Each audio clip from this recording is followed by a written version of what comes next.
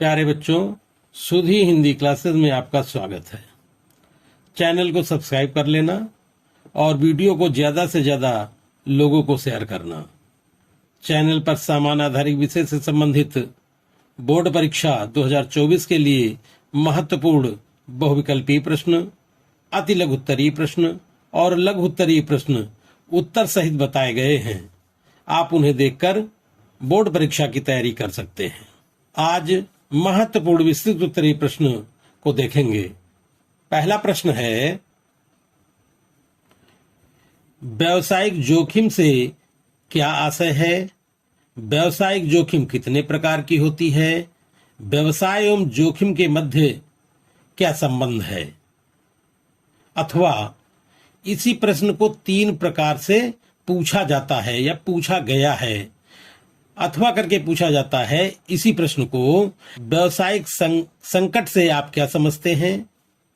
विभिन्न प्रकार की जोखिम का विस्तार से वर्णन कीजिए।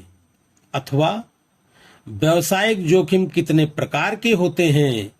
व्यवसाय एवं जोखिम के मध्य संबंधों का परीक्षण कीजिए। इन तीनों प्रश्नों में कोई भी प्रश्न पूछा जाए तो तुम्हें उत्तर यही लिखना है। इसका उत्तर होगा व्यावसायिक जोखिम का अर्थ। व्यवसाय छोटा हो अथवा बड़ा, पग पग पर लाभ की अनिश्चितता एवं हानि की आशंका बनी रहती है। हानि की इस आशंका को ही व्यावसायिक जोखिम कहा जाता है। यह व्यावसायिक जोखिम का अर्थ। व्हीलर के अनुसार व्यावसायिक जोखिम व्यवसाय में होने वाली आकस्मिक हानि का वह अवसर है जो किसी प्रतिकूल घटना के घटित होने की संभावना के कारण होता है। आगे है व्यावसायिक जोखिम के भेद अथवा प्रकार। व्यावसायिक जोखिम को निम्नलिखित 4 भागों में विभाजित किया जा सकता है। नंबर 1, संगठनीय जोखिम। नंबर 2, यांत्रिक जोखिम। और नंबर 3, प्रक्रिया संबंधी जोखिम। नंबर 4, उत्पाद संबंधी जोखिम। नंबर 1 है संगठनीय जोखिम।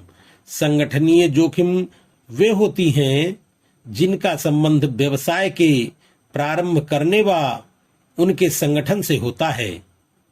प्रमुख संगठनीय जोखिम निम्नलिखित हैं। नंबर 1, व्यवसाय के चयन से संबंधित जोखिम। नंबर 2, व्यवसाय के स्थान के चयन से संबंधित जोखिम। नंबर 3, उत्पादन के पैमाने से संबंधित जोखिम। नंबर 4, उत्पादन के साधनों को जुटाने से संबंधित जोखिम। नंबर 5, वित्त प्राप्ति संबंधी जोखिम। नंबर 6, लाभों के अनुमान का गलत होना। नंबर 7, आंकड़ों के संकलन में त्रुटि। अगला पॉइंट है नंबर 2, यांत्रिक जोखिम। इसका संबंध व्यवसाय में काम आने वाली मशीनों व यंत्रों के क्रम, रखरखाव, मरम्मत व प्रयोग से होता है। प्रमुख यांत्रिक जोखिम निम्नलिखित हैं। नंबर 1, तकनीकी साध्यता की जोखिम। वर्तमान युग में तकनीकी प्रगति के साथ साथ संचालित मशीनों का प्रयोग भी दिन प्रतिदिन बढ़ता जा रहा है। व्यवसायी को इस संबंध में अनेक जोखिम भरे निर्णय लेने होते हैं, जैसे मशीनों की उपलब्धि, उनकी स्थापना, उनकी मरम्मत की व्यवस्था, प्रयोग के लिए प्रशिक्षण की व्यवस्था, विदेशी मुद्रा की उपलब्धता आदि। इनके संबंध में कोई भी गलत निर्णय जोखिम को बढ़ा देता है। दूसरा पॉइंट है मशीनों व औजारों के प्रयोग से संबंधित जोखिम। मशीनों की स्थापना व यंत्रों के प्रयोग में जोखिम होती है। ये जोखिम निम्नवत कारणों से बढ़ जाती है। का खंड है, मशीनों पर उचित सुरक्षा उपकरण न लगाने पर, ख है खतरनाक मशीनों की चारों ओर से घेराबंदी न करने पर।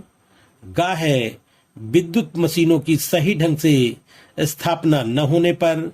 घ है श्रमिकों द्वारा सुरक्षा नियमों का सही ढंग से पालन न करने पर।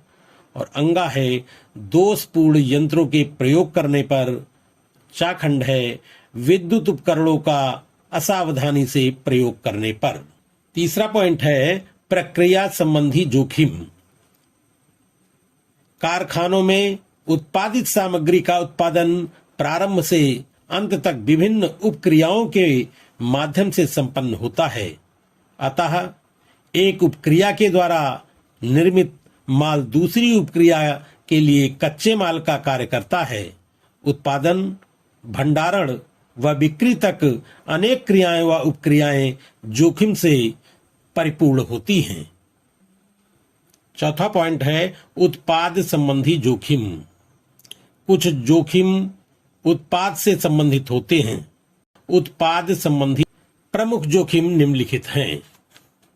नंबर 1, सामाजिक रीति रिवाज, फैशन व रुचि में परिवर्तन के कारण बिक्री में कमी की संभावना। नंबर 2, बाजार में मंदी आने से हानि की जोखिम। नंबर 3, स्थानापन्न वस्तु की उपलब्धि अथवा अन्य कारणों से वस्तु की मांग का घट जाना। और नंबर 4, उत्पादित माल से सुरक्षित भंडारण न होने से उत्पन्न जोखिम। नंबर 5, उधार वसूली न होने की जोखिम। नंबर 6, मांग में उतार चढ़ाव के कारण जोखिम। नंबर 7, उत्पादित वस्तु के मूल्य संबंधी जोखिम। ये हमारा जोखिम से संबंधित प्रश्न। दूसरा प्रश्न है अग्नि सुरक्षा से क्या तात्पर्य है?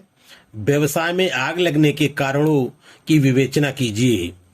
आग से सुरक्षा के लिए क्या क्या उपाय अपनाए जाने चाहिए? इसी में अथवा करके है अग्नि से सुरक्षा के लिए नियमों व प्राथमिक उपायों का विवरण दीजिए। इन दोनों प्रश्नों में चाहे जो प्रश्न आए लेकिन इसका उत्तर यही होगा। इसका उत्तर है अग्नि से सुरक्षा।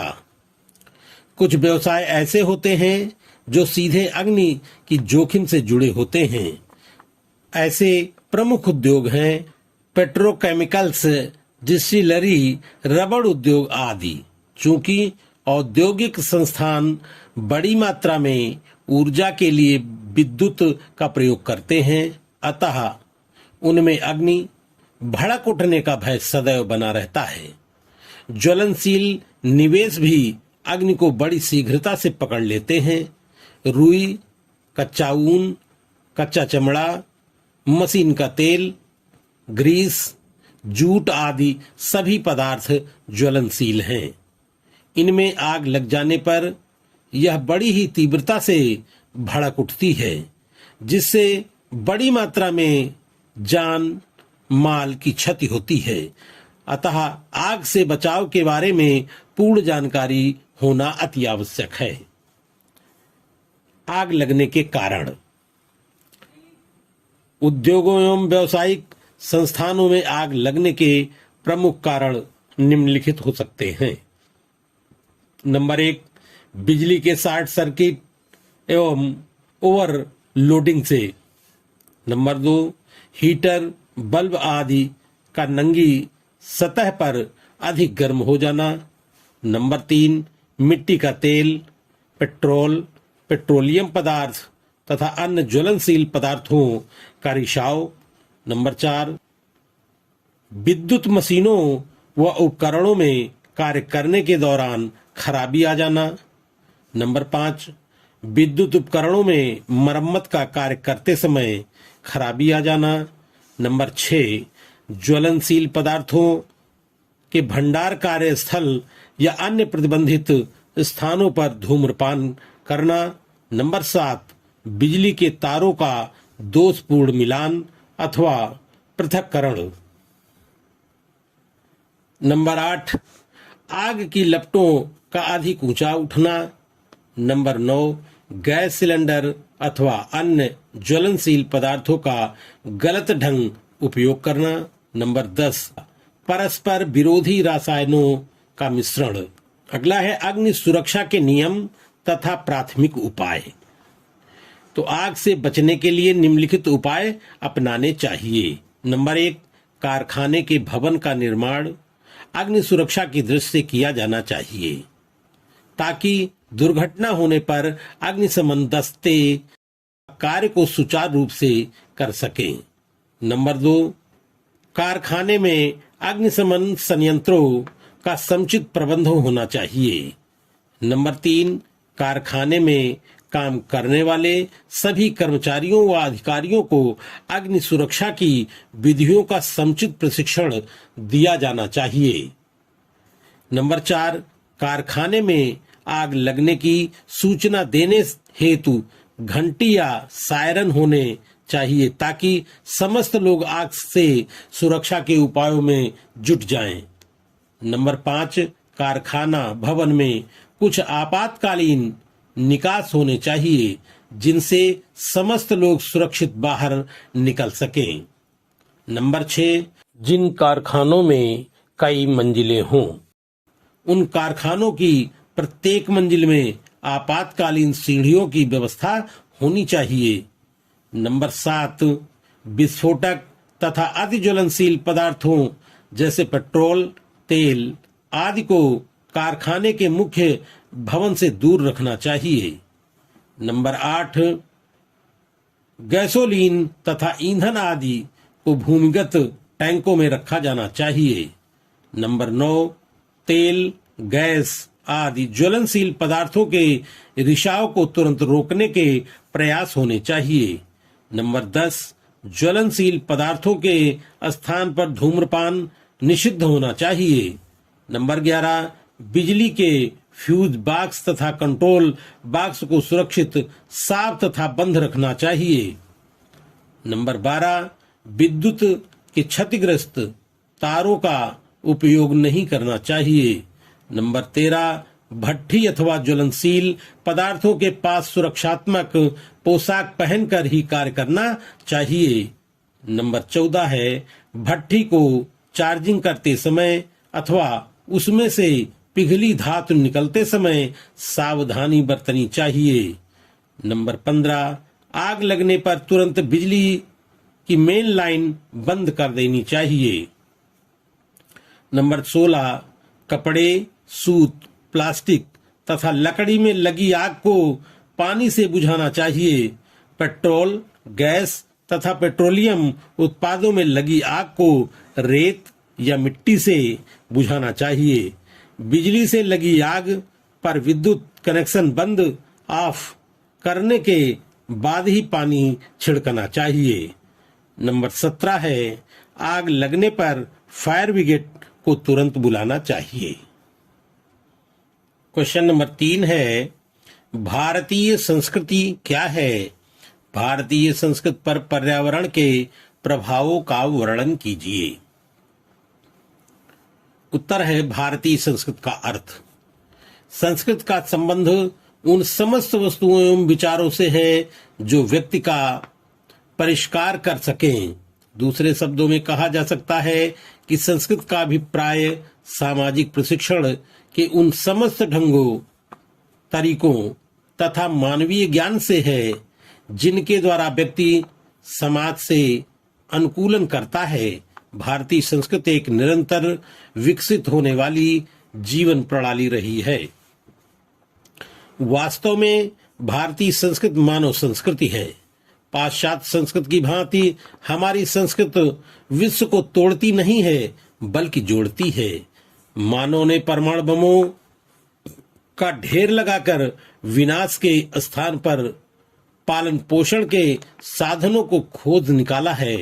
भारतीय संस्कृति विघटन उत्पन्न न करके एक सूत्रता पैदा करती है। बुद्धि, चातुर्य, कूटनीति व छल कपट के स्थान पर भारतीय संस्कृति सहिष्णुता व भावनात्मक एकता को बढ़ावा देती है। भारतीय संस्कृति के विभिन्न क्षेत्रों में अनेक विषमताएं होते हुए भी सर्वत्र एक मौलिक एकता विद्यमान है, क्योंकि जातिगत तथा भाषागत अनेकता ने हमें अपने अस्तित्व की रक्षा हेतु पारस्परिक मतभेदों को भुला देने की प्रेरणा दी है। धार्मिक तथा सामाजिक अनेकता के दुष्परिणामों के प्रति धार्मिक चिंतकों तथा सामाजिक सुधारवादियों ने हमें अति प्राचीन काल से ही सजग किया है तथा इन मतभेदों को भुलाकर राष्ट्रीय भावना को बलवती बनाने की सशक्त प्रेरणा दी। भारतीय संस्कृति में एकता तथा विभिन्नता दोनों ही विद्यमान हैं, जो कि अन्य राष्ट्रों के संदर्भ में कम ही देखने को मिलती है। सर हर्बर्ट रिजले के शब्दों में भारत में भौतिक क्षेत्र में, सामाजिक रूप में, भाषा, आचार विचार तथा धर्म में जो विविधता पाई जाती है उसकी तह में हिमालय से कन्याकुमारी तक आंतरिक एकता है। डडवेल ने कहा है, भारतीय संस्कृति एक ऐसे विशाल समुद्र की भांति है जिसमें अनेक विचारधारा रूपी नदियां आकर विलीन होती रहती हैं। अतः भारतीय संस्कृति उस जीवन शैली को कहते हैं जिसमें मानव मात्र ही नहीं बल्कि जीवन मात्र के कल्याण की कामना एक प्रयास सम्मिलित है। भारतीय संस्कृति का आदर्श है, सर्वे भवन्तु सुखिनः, सर्वे सन्तु निरामयाः, सर्वे भद्राणि पश्यन्तु, मा कश्चित् दुर्भाग् भवेत्। जिसका अर्थ होता है अर्थात सभी सुखी हों, सभी स्वस्थ हों, सबका कल्याण हो तथा किसी को भी दुख ना हो। भारतीय संस्कृति में पर्यावरण। भारतीय संस्कृति के अभिमान्य तत्व को निम्नलिखित रूप से स्पष्ट कर सकते हैं। नंबर 1, प्रकृति तथा मानव में अटूट रिश्ता। भारतीय संस्कृति में बताया गया है कि प्रकृति तथा मानव के मध्य अटूट रिश्ता है। दोनों एक दूसरे को प्रभावित करते हैं, साथ ही दोनों एक दूसरे से प्रभावित भी होते हैं। पर्यावरण अथवा प्रकृति के उपर्युक्त समस्त तत्वों का प्रभाव मानव के भोजन, वस्त्र, मकान, पेयजल तथा व्यवसाय आदि पर पड़ता है। इन्हीं तत्वों के आधार पर मानव जीता है तथा जब वह मरता है, मरने के पश्चात उसका शरीर कब्र में दफनाने के कारण इन्हीं पांचों तत्वों में विलीन हो जाता है। इसी कारण हमारे ऋषि मुनियों ने हजारों वर्ष पूर्व कहा था, प्रकृति हमारी माता है, वो सब कुछ अपने बच्चों को अर्पण कर देती है। दूसरा पॉइंट है, प्रकृति माता है। भारतीय संस्कृति के अनुसार यदि मानव अपने व्यवहार को नियंत्रित तथा संतुलित रखते हुए पर्यावरण अथवा प्रकृति के साथ माता के रिश्तों को बनाए रखे, उस स्थिति में मानव का विकास भी संभव होगा तथा पर्यावरण भी संतुलित व सुरक्षित रहेगा। परंतु पाश्चात्य संस्कृति के प्रभाव में आकर हमने पर्यावरण अथवा प्रकृति का इच्छानुसार उपभोग किया, फलस्वरूप पर्यावरण असंतुलित एवं प्रदूषित हो गया। यह कथन सत्य है कि पर्यावरण का संतुलन ही जीवन है तथा पर्यावरण का असंतुलन विनाश को जन्म देता है। नंबर 3 है, हमारे पूर्वज। वास्तव में हमारे पूर्वज एवं ऋषि मुनियों ने आज से सहस्रों वर्ष पूर्व ही पर्यावरण असंतुलन के संकट को भांप लिया था। पुराणों में, उपनिषदों के माध्यम से उन्होंने वृक्षों को, जो कि पर्यावरण संतुलन में अभिन्न अंग हैं, पूज्य मानना एवं उनकी पूजा व रक्षा करने का संदेश दिया था। वनों को मित्र के समान, वृक्षों को पूज्य तथा नदियों को माता मानना हमारी संस्कृति थी। चाणक्य ने अपने विचार में व्यक्त करते हुए कहा था कि राज्य को स्थिरता पर्यावरण की स्वच्छता पर निर्भर करती है। भारतीय मन सदैव से ही पर्यावरण प्रेमी रहा है। हड़प्पा संस्कृति पर्यावरण से ओतप्रोत थी, तो वैदिक संस्कृति पर्यावरण संरक्षण का पर्याय बनी रही। ईशोपनिषद से अशोक महान तक पर्यावरण प्रेम सर्वत्र दृष्टिगोचर होता रहा।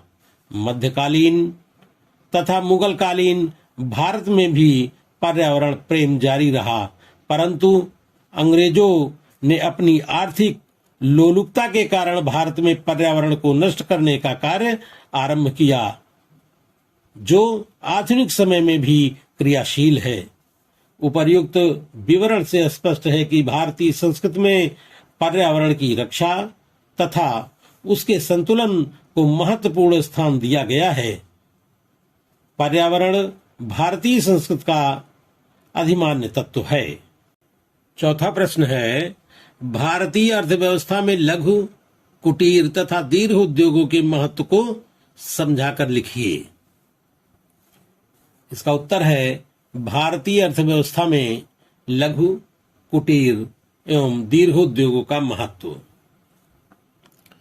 भारतीय अर्थव्यवस्था एवं ग्रामीण उद्योगों का नवीनीकरण एवं विकास में कुटीर एवं लघु उद्योगों का अत्यधिक महत्व है। कुटीर एवं लघु उद्योगों के महत्व का अध्ययन निम्नलिखित शीर्षकों के अंतर्गत किया जा सकता है। नंबर 1, रोजगार के स्रोत। भारत में इन उद्योग धंधों से लाखों लोगों को रोजगार प्राप्त होता है।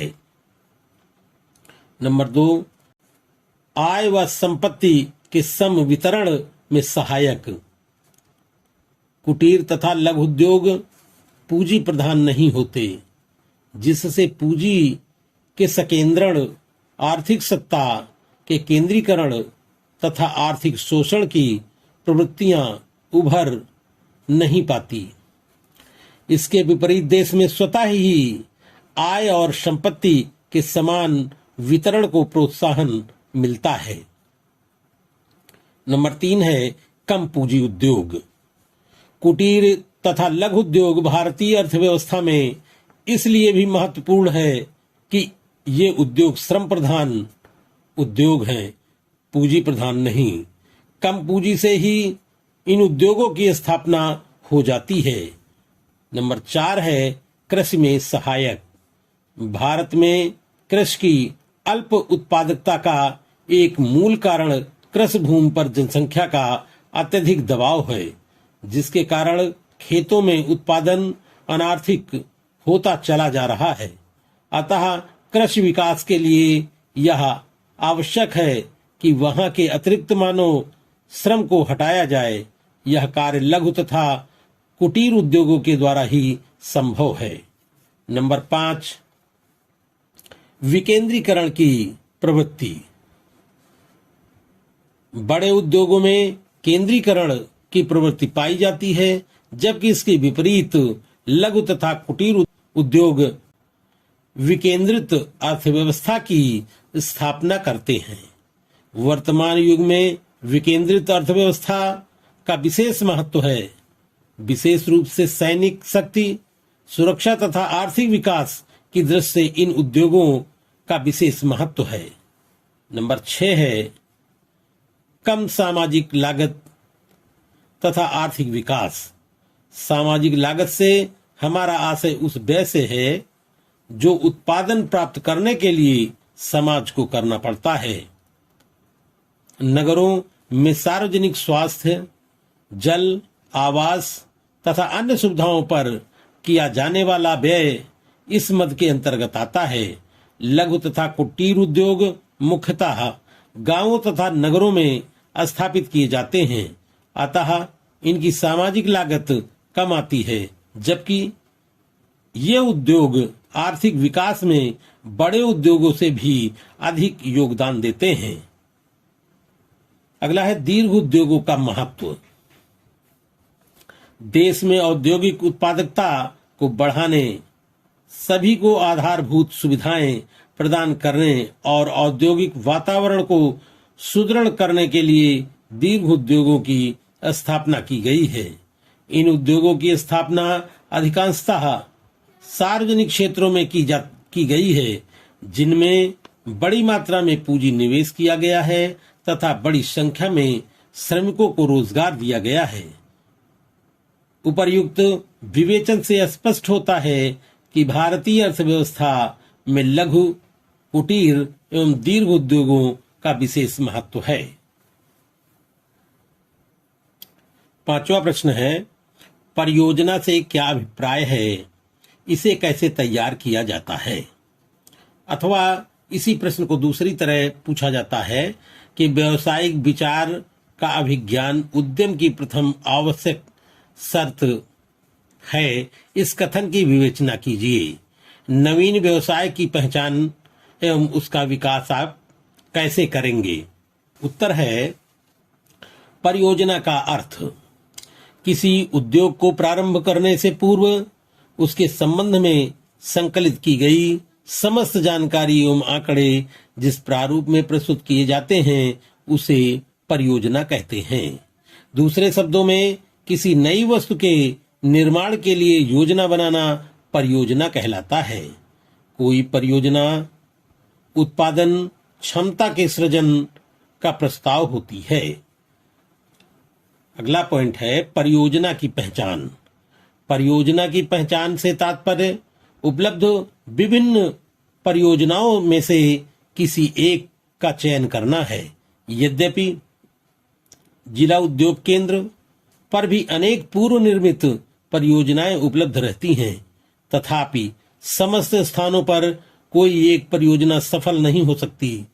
फिर व्यवसायों की स्थिति में भी समय व स्थान के अनुसार परिवर्तित होते रहते हैं।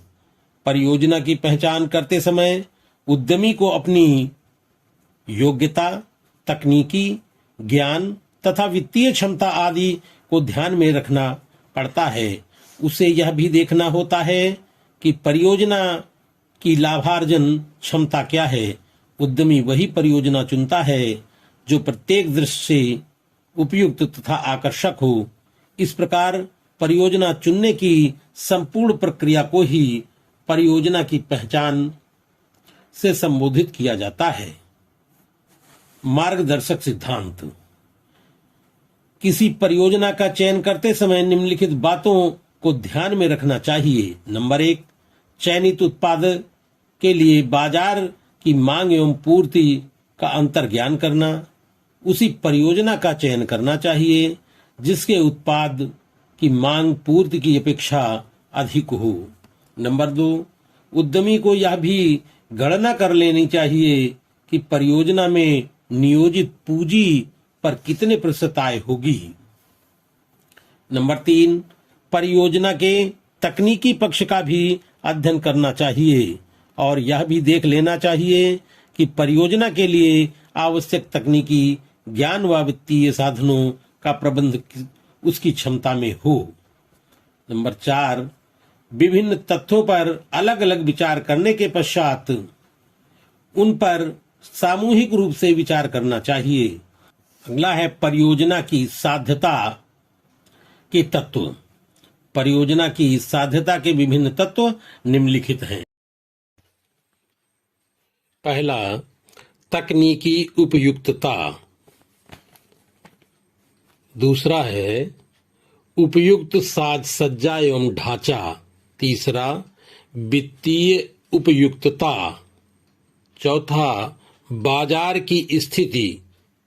पांचवा, सरकारी नीतियां।